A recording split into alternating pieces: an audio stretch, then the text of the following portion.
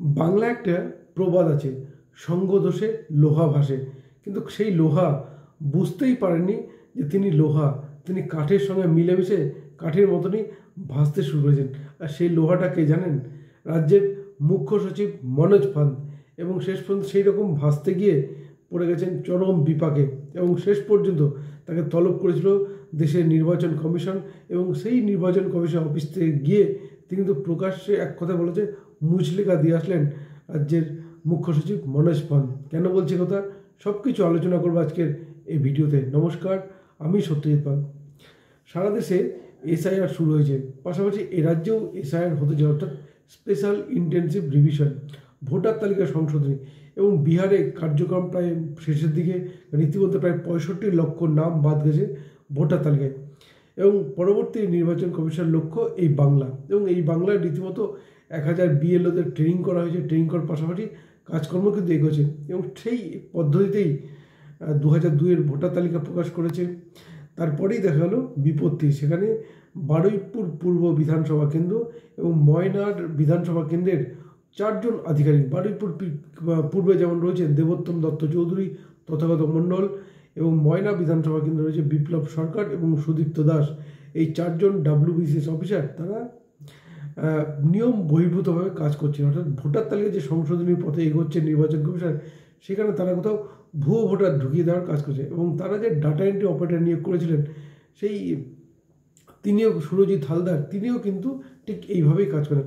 ফলে বিষয়টি কমিশনের নজরে আসে, এবং নজরে আসার পরই এই 4 জন, অর্থাৎ দেবোত্তম দত্ত চৌধুরী, তথাগত মণ্ডল, বিপ্লব সরকার এবং সুদীপ্ত দাসকে কিন্তু সাসপেন্ড এবং তাদের বিরুদ্ধে এফআইআর করার নির্দেশ দেয় নির্বাচন কমিশন। কিন্তু দেখা যায় তারপরেও রাজ্য সরকার কিন্তু কোনো পদক্ষেপ নেয়নি। এবং শেষ পর্যন্ত রাজ্যের মুখ্য সচিব রাজ্য সরকারের পরামর্শে নির্বাচন কমিশন অফিসে চিঠি পাঠায় যে আপাতত যে সুরজিৎ হালদার যে রয়েছেন ডেটা এন্ট্রি অপারেটর, তাকে সরিয়ে দেওয়া হচ্ছে এবং একজন আধিকারিককে সরিয়ে দেওয়া হচ্ছে, এবং বাকি সবাইকে সবার বিরুদ্ধে ব্যবস্থা নেওয়া সম্ভব নয়, তাদের অনেক গুরুত্বপূর্ণ কাজ করতে হয়।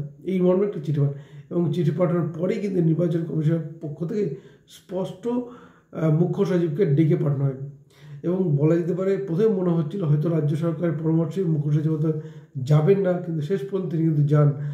অর্থাৎ বুধবার ঠিক বিকেল 5টার মধ্যে হাজির হওয়ার কথা ছিল, তিনি তার আগে পৌঁছে যান নির্বাচন কমিশন অফিসে। এবং সেখানে গিয়ে তাকে কিন্তু দীর্ঘ প্রশ্নের মুখে পড়তে, কারণ দীর্ঘ চাকরি জীবনে একজন আইএএস অফিসার পদোন্নতি হয়ে তিনি একটা রাজ্যের মুখ্য সচিব পদে বলেছেন। সুতরাং শেষ অর্থাৎ চাকরির শেষ সীমা বলা যেতে পারে, ঠিক সেইখানে দাঁড়িয়ে তাকে এইভাবে তলব করা, সেটা কিন্তু তার ক্ষেত্রে একটা চাকরি জীবনের ক্ষেত্রে একটা বিরাট লজ্জার বলা যেতে পারে। এবং তিনি যথারীতি নির্বাচন কমিশন অফিসে হাজিরা দেন, এবং হাজিরা দেওয়ার পর কমিশন অফিসকে কিন্তু স্পষ্ট বার্তা দেন যে আগামী 21শে আগস্টের মধ্যে তিনি কড়া পদক্ষেপ নিতে চলেছেন। ফলে বিষয়টা কিন্তু অত্যন্ত গুরুত্বপূর্ণ যে নির্বাচন কমিশন তাদের একটা ইন্ডিপেন্ডেন্ট বডি, যেটা সুপ্রিম কোর্টও মান্যতা দিয়েছে যে স্বাধীন সংস্থা, কী সিদ্ধান্ত নেবেন তারা নিতে পারেন। কিন্তু রাজ্যের রাজনৈতিক ব্যক্তিত্বরা তারাও কিন্তু নানাবিধ বিবৃতি দিয়েছেন যে তারপরে যেখানে 2002 সালকে মান্যতা দেওয়া হয়েছে, তারপরে যারা নির্বাচিত হয়েছেন রাজ্যের প্রধানমন্ত্রী, দেশের প্রধানমন্ত্রী, তখন তিনি অবৈধ সংসদ ভেঙে দেওয়া হোক, তিনি আবার জিতে আসবেন, নানাবিধ মন্তব্য করছেন। কিন্তু সেখানে তাদেরকেও চিন্তা করতে হবে যে তাদের যে রাজ্যে ক্ষমতায়, এই রাজ্যের কথা যদি বলি, মুখ্যমন্ত্রী 2021-এ জিতে এসেছেন 2011-তে, অর্থাৎ যে 2002-কে মান্যতা দেওয়া হয়েছে, তারপরেও তিনবার, যেমন 2011, 2016 এবং 2021, তিনবার জিতে ক্ষমতা দখল করেছেন রাজ্যের মুখ্যমন্ত্রী মমতা বন্দ্যোপাধ্যায়। সুতরাং বিধানসভা ভেঙে দেওয়া প্রয়োজন, এটাও একটা মান্যতা পেয়ে। কিন্তু যেটা গুরুত্বপূর্ণ, এইসব রাজনৈতিক ব্যক্তিত্বের পাল্লায় পড়ে কি কোথাও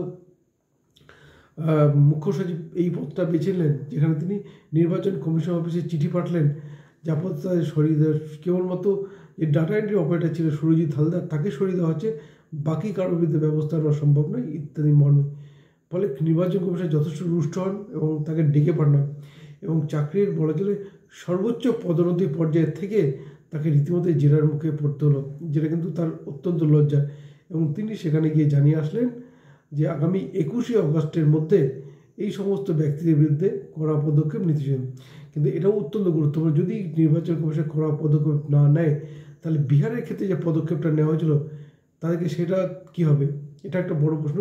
কিন্তু কমিশন যে পদক্ষেপ না নিত, রাজ্যে আরও যারা কর্মরত রয়েছেন, যারা বলা যে কোনো রাজনৈতিক দলকে সুবিধা পাইয়ে দেওয়ার ব্যবস্থা করছেন, সে সমস্ত সরকারি আধিকারিকরা, আমলারা, তারা কিন্তু সেই পথটাই বেছে নেবেন রাজনৈতিক দলকে খুশি করেন।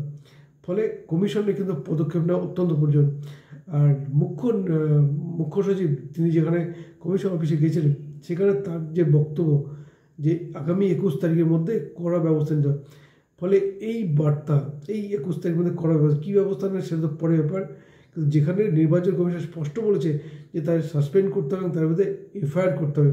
ফলে এই পদক্ষেপের পথে যদি হাঁটে, তাহলে বলা যেতে পারে আরও যারা যে পদে রয়েছেন, WCS অফিসাররা যারা নির্বাচন কাজে যুক্ত রয়েছেন, বা যে সমস্ত বিএলওরা আছেন, তাদের কিন্তু স্পষ্ট বার্তা দেওয়া হবে যে এই কাজে যে নির্বাচন কমিশন যে এসআইআর শুরু করেছে, অর্থাৎ স্পেশাল ইন্টেনসিভ ডিভিশন, সেখানে কোনো অস্বচ্ছতা রাখার জন্য, অর্থাৎ স্বচ্ছ ভোটার তালিকার পথেই কিন্তু এগোবে কমিশন। কী বলবেন আপনারা? আপনাদের মতামত জানাতে পারেন আমাদের কমেন্ট বক্সে।